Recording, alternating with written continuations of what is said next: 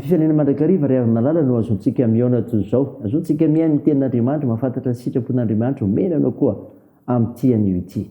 Ho aminareo ny fahasoavana sy ny fiadanana avy amin'ilay ankehitriny sy taloha ary ho avy, ary avy amin'ny fanahy fito jiolohan'ny seza fiandrianana, ary avy amin'ny Jesosy Kristy, vavolombelona marina salama toa amin'ny maty, alehibe amin'ny mpanjaka amin'ny tany. Amen. Sabotsy 9 Jolay 2022, manjerantsika ireo hevitra hoe olom-bo antso ny mpino. Andeha ry havana hidera sy ankalazan'Andriamanitra isika. Halleloia! Midera Jehovah fa tsara izy, fa mandrakizay fa mindrampony. Izy malasa ny asa lehibe ataon'i Jehovah, na mahatonina ny fiderana azy rehetra, samby raha izay mitandrina ny mety ka manao ny marina mandrakariva. Jehovah, tsarovo aho raha ka mifankasitrahana an'ionao, vangio amin'ny famonjenao aho, hahitako ny soa azon'ny voafidinao, hifalioka amin'ny fifalian'ny firenenao, hiraviravoko miaraka amin'ny lovanao. Amen.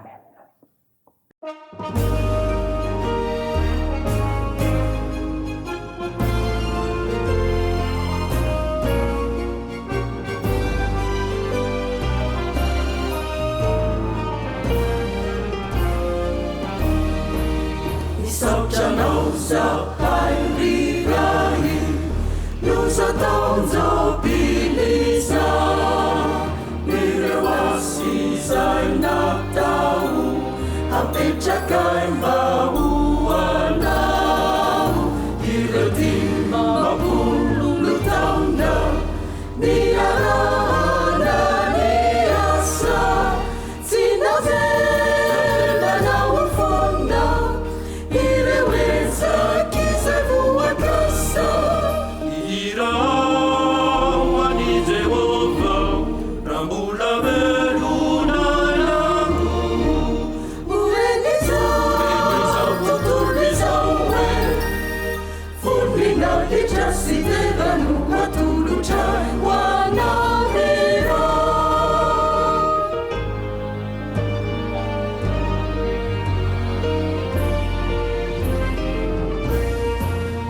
Minzahay fa teo mianao, hiandra-manitra tsy to, nampitombo ireo talenta, zay niderananao Jesosy.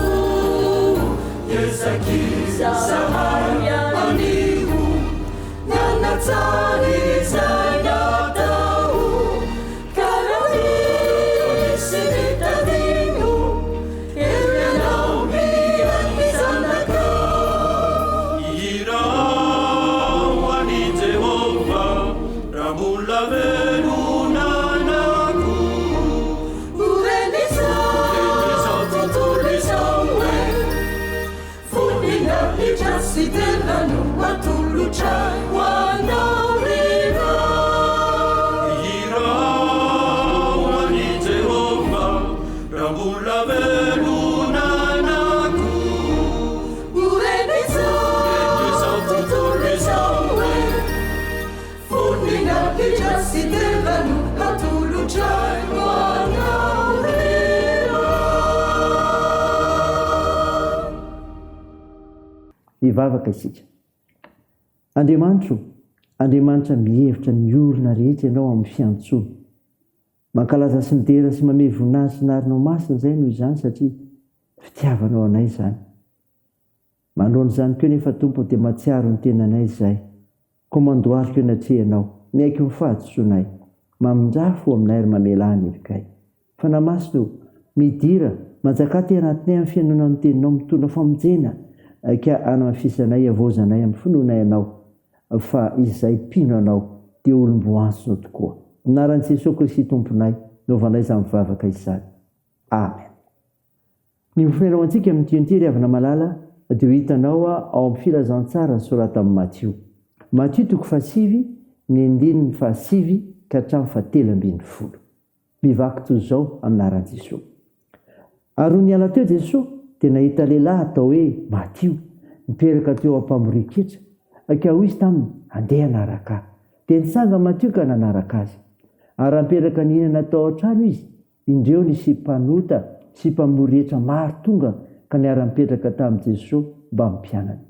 Ary ny fariseo raha nahita izany dia niteny tamin'ny mpianatra hoe, nahoana kosa ny mpampianatra anareo no miara-komana amin'ny mpamory hetra sy ny mpanota ary anare izany jesosy tena nanao hoe tsy mifinaritra ny mila mpanao fanafody fa ny marary fa mandehana ka menara izay hevitry ny teny hoe fa mirampo ny sitrako fa tsy fanatitra latsa-drà fa tsy tonga hiantso ny marina aho fa ny mpanota.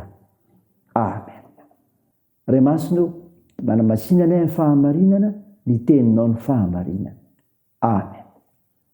Ry havana malala ho aminao ny isiadanana dia ilay Jesosy Kristy izay miantso ny fidy anao nofinaina ho antsika nioka andranetsika teo Matthieu 7:7-12 dia tantara milaza ny antsoina any Matthieu sy ny fanasany nataony tao an-trano.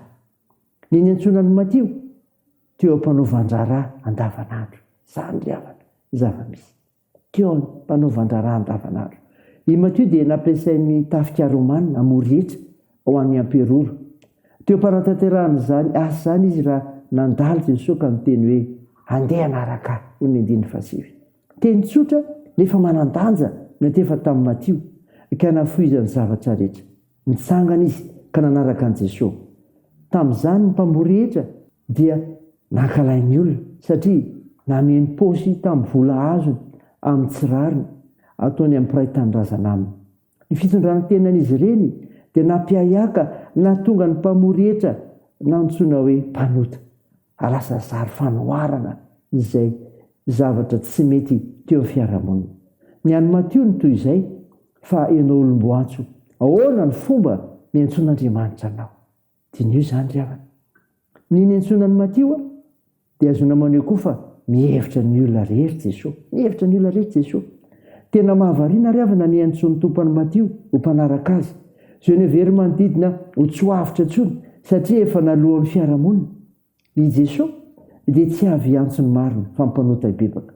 Ary zany indrindra natonga ny mpanota tsy mpamory hevitra maro hanaraka azy. Mihevitra ny olona rehetra i Jesosy fa tsy araka ny lojikan'ny olona.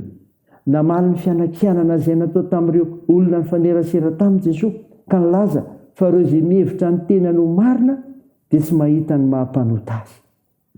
Mpanota avokoa ny olona rehetra ka mila famonjenana iza na izy. Jesosy dia tonga hamonjy ny mpanota mba hahazoan'izy ireo ny famonjena. Ianao koa aza matahotra fa miantso anao ny Tompo ary mamonjy anao. Raisa ry havana ho voninahitra Andriamanitra. Andeha hivavaka isika. Tompo, misaotra ny mofinaina nomenao anay izay milaza ny fiantsonan'ny olona na dia mpanaovan-draharaha andavanandro azy. Izay lazara fa mihevitra ny olona rehetra Jesosy. Tompo, vavaka aminao izay. Ho an'ireo solo tena rehetra any amin'ny sondamparitany na ny lavitra ny akaiky ho vonina monjy ny synody lehibe atao antolan'ny aro. Eo ambany fitahianao ny fiomanana amin'izany rehetra izany. Mivavaka izay ho an'ny tompony anjara sy ny vahoakanao Andriamanitra hiatrika fampavahana rapitso. Tompo, manolo tena ho anao izay ary manavao izany koa. Ka miaraka aminao amin'ny androm-piainana rehetra dia tahiny faharoa ny tenanay ho anao amin'ny fiainana amin'ny famonjena dia ny teninao Andriamanitra nataonao ho anay. Tompo, tahiny firenenay, Iasao ny nosinay, omba ireo manana andraikitra amin'ny fitsaboana ka hositranonao ireo marary, ampirezinao ireo manamanjo, anohanao ireo mario sotiola ihany koa, ary amonjenao ireo mahantra sy sahirana, sy tsinjovanao ireo any am-pigadrana. Tahiny ny asa sy ny fiazakazahanay, fianarana, ny fikasana rehetra, mivavakay, dia ataony anaran'i Jesosy Kristy mpanavitra anay, rehefa nitsangana tamin'ny maty, ary nampianatra anay mivavaka manao hoe: Ranay eo izay any an-danitra, ao masinina anie ny anaranao, ho tonga anie ny fanjakanao, atao anie ny sitraponao ety an-tany ho tahaka ny an-danitra. Omeo anio izy anina sahaza ao anay, ary mamela ny helikay tahaka ny namelanay izay meloka taminay, ary aza mitondra anay amin'ny fakapanahy, fa manafany amin'ny ratsy, fanao ny fanjakana sy ny hery, ary ny voninahitra mandrakizay. Amen. Raisa finoana ry havana malala ny tsodrana tolotra anao aminaran'i Jesosy Kristy manao hoe: hitanao ny Tompo ka ambinina ny soasalama amin'ny zavatra rehetra ny ianao, tahaka ny anambinana amin'ny fanahinao ihany. Amen. Teo an'Andriamanitra ireny ny voninahitra amin'ny anaran'ny Ray sy ny Zanaka ary ny fanahy masina. Amen.